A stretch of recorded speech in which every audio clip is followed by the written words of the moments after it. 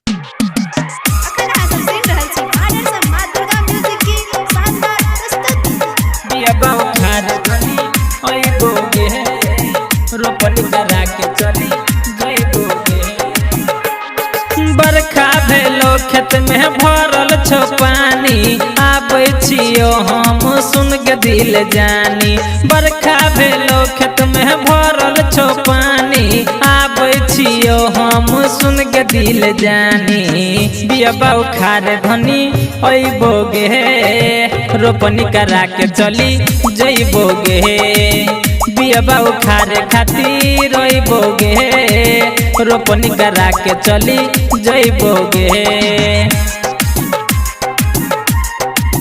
रोपनी करा के चली जइबोगे।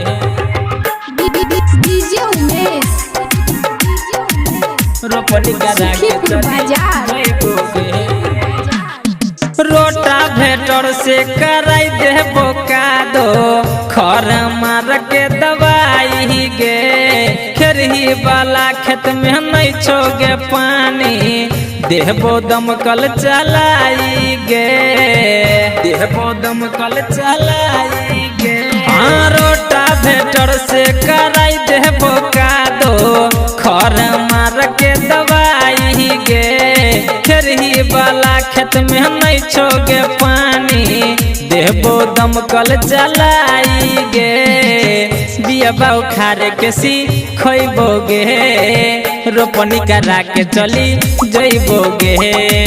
बिया बौखार के सीखइबोगे रोपनी करा के चली जइबोगे। रोपनी करा के चली जइबोगे। रोपनी करा के चली जइबोगे।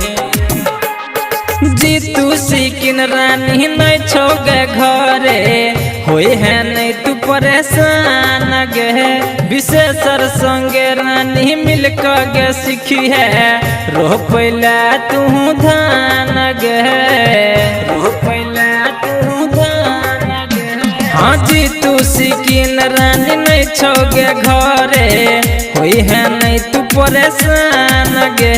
विशेषर संगे मिलको सीखी है गे रानी रोपैला तू धान गे। ज्ञान के गीत हम सुनइबोगे रोपनी करा के चली जइबोगे।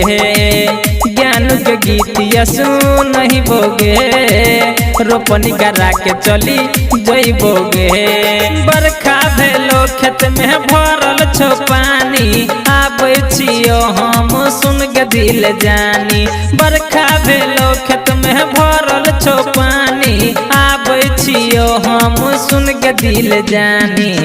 बिया बौखार धनी अइबोगे रोपनी करा के चली जइबोगे।